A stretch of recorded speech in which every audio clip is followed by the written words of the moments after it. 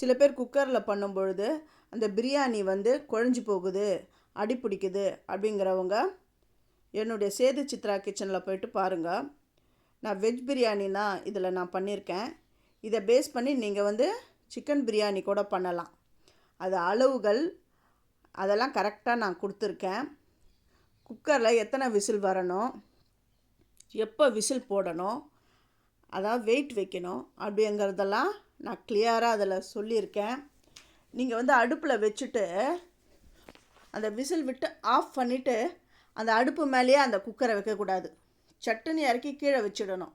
Stove off பண்ண உடனே கேர்ஃபுல்லாக அதை எடுத்து கீழே வச்சிடணும். நீங்கள் அடுப்பு மேலேயே வச்சுருந்தீங்கன்னா அந்த ஹீட்டுக்கு அந்த அரிசி உடையும். இந்த மெத்தடில், நான் சொல்கிற மெத்தடில் நீங்கள் பண்ணிங்கன்னா அந்த தண்ணி எல்லாமே விட்டிங்கன்னா நல்ல உதிரி உதிரியாக அடி பிடிக்காத சூப்பராக பிரியாணி நம்ம பண்ணலாம். நான் வெஜிடபிள் பிரியாணி தான் நான் இதில் பண்ணியிருக்கிறேன். இதுக்கு காலிஃப்ளவர், பச்சை பட்டாணி, உருளைக்கிழங்கு சேர்த்துக்கிறேன்.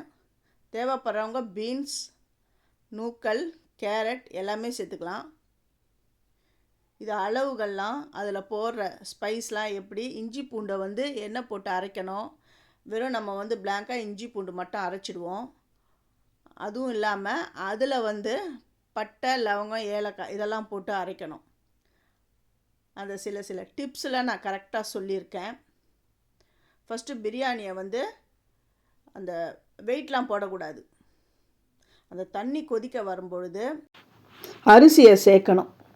அரிசியை சேர்த்துட்டு கலந்து விட்டுக்கிட்டே இருக்கக்கூடாது. அந்த அரிசி உடஞ்சிடும்.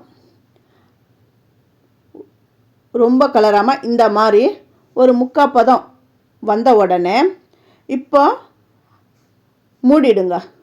புதினா தழைகளை தூவிட்டு ஒரு ஸ்பூன் நெய் கூட விடலாம். விட்டுட்டு அப்படியே மூடிடுங்க. இப்போ வந்து வெயிட் வைங்க. ஒரே ஒரு விசில் தான் வரணும். ஒரு விசில் வந்த உடனே ஆஃப் பண்ணிவிட்டு இறக்கி வச்சிடணும். இறக்கி வச்சுட்டு அந்த ப்ரெஷர்லாம் அதுக்கப்புறம் தான் நீங்கள் வந்து திறக்கணும். திறந்து பார்த்தீங்கன்னா பாருங்கள், உதிரி உதிரியாக குழையாமல் அடி பிடிக்காமல் நல்லா பர்ஃபெக்டாக பிரியாணி ரெடி ஆகிடும். இந்த மெத்தடில் நீங்கள் வந்து சிக்கன் பிரியாணி செய்யுங்க, நல்லா வரும்.